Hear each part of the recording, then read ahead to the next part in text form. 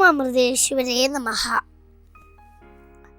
വാസാംസി ജീർണാനി യഥാ വിഹായ നവാനി ഗൃഹ്ണാതി നരോപരാണി തഥാ ശരീരാണി വിഹായ ജീർണാനി അന്യാനി സംയാതി നവാനി ദേഹി.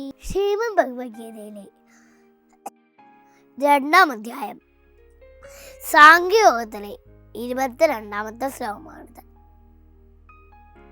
അലയോ പാർത്ഥ, പഴകി ജീർണിച്ച വസ്ത്രങ്ങൾ മാറ്റി പുതിയവ എടുത്തണിയും പോലെ ജീർണിച്ച് ഉപയോഗിക്കാൻ കൊള്ളാത്ത ദുരിത ശരീരങ്ങൾ ഉപേക്ഷിക്കുന്നു.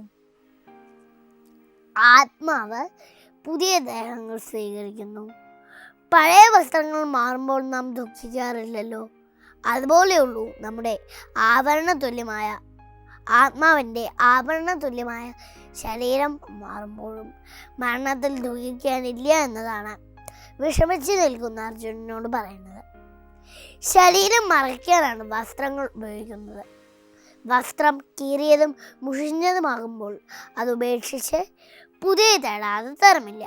അതുപോലെ ചില പ്രത്യേക സങ്കല്പങ്ങൾ നിറവേറ്റാൻ കഴിയാതെ വരുമ്പോഴാണ് പഴയ ജനം വിട്ട് പുതിയ ശരീരം ആത്മാവിനെ സ്വീകരിക്കേണ്ടി വരുന്നത്. ആയതിനാൽ തൻ്റെ കർമ്മരംഗമായ യുദ്ധത്തെ ചിന്തിച്ച് ഖേദിക്കേണ്ട ആവശ്യമില്ല. ധൈര്യമായിട്ട് കർമ്മങ്ങൾ അനുഷ്ഠിച്ചോളൂ അർജുന എന്നാണ് ഈ ശ്ലോകത്തിലൂടെ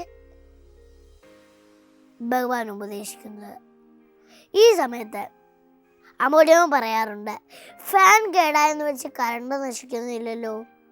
ബന്ധുമിത്രാദികളെന്ന മമത ത്യജിക്കാൻ കൂടിയാണ് ഭഗവാന്റെ ഉദ്യമം.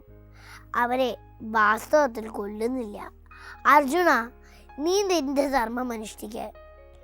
അവരുടെ ആത്മാവ് യോജിച്ച ശരീരങ്ങൾ സ്വീകരിക്കുന്നതിന് നീ ഉത്തരവാദിയല്ല എന്നാണ് ഭഗവാൻ അർജുനനോട് പറയുന്നത്.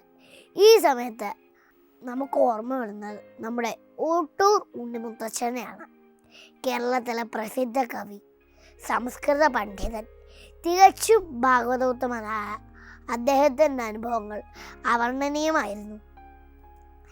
ജീവിതകാലം അത്രയും കണ്ണനെ ഉപാസിച്ചു. പൂന്താനം തിരുമേനിയെ പോലെ, കുറൂരമ്മയെ പോലെ കണ്ണൻ അവർക്ക് മുന്നിൽ പിച്ച് നടന്നു. അവർക്ക് ഭാഗവതമൊന്നും വെറും കഥകളായിരുന്നില്ല, അനുഭവങ്ങളായിരുന്നു. അദ്ദേഹം എഴുതിയ കീർത്തനത്തിൽ തന്നെ ദേഹം വിട്ടുപോണ ഒരു രംഗം കണ്ടിട്ടു.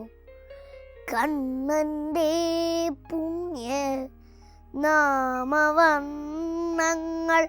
കണ്ണത്തിലെന്നു കേൾക്കും ഞാൻ, കർണത്തിൽ കേട്ടു കോൾമയേർക്കൊണ്ടു കണ്ണീരിലെന്നു മുങ്ങും ഞാൻ. ആട്ടവും കഴിഞ്ഞമ്മ തന്മടി തട്ടിലേക്കിന്നു വീഴും ഞാൻ, വീണുമമ്മ തൻ ശീതളാംഗത്തിൽ സാനന്ദമെന്നുറങ്ങും ഞാൻ, സാനന്ദമെന്നുറങ്ങും ഞാൻ. അമൃതപുരി ആശ്രമത്തിൽ അന്ത്യകാലം ആനന്ദമായി കഴിച്ചുകൂട്ടാൻ ഈ ഭക്തോത്തമന് കഴിഞ്ഞു. കണ്ണനെ കണ്ടുകൊണ്ട് അമൂല്യമയിലൂടെ അമൂല്യമ്മയുടെ മടയിൽ കിടന്ന് അദ്ദേഹം ശാന്തമായി ലയിച്ചു. പക്ഷി തൻ്റെ കൂടുപേക്ഷിച്ച് പോകും പോലെ ദേഹം വിടുമ്പോഴും ഭഗവാനിൽ നിരന്തര സ്മരണയോടെ കർമ്മങ്ങൾ അനുഷ്ഠിക്കാൻ ഭാഗ്യം കിട്ടുകയെന്ന് വെച്ചാൽ പുണ്യമാണ് കേട്ടോ. ആ പുണ്യം നേടാൻ നമുക്കും ശ്രമിക്കാം. ഓം അമൃതേശ്വരേ നമഃ.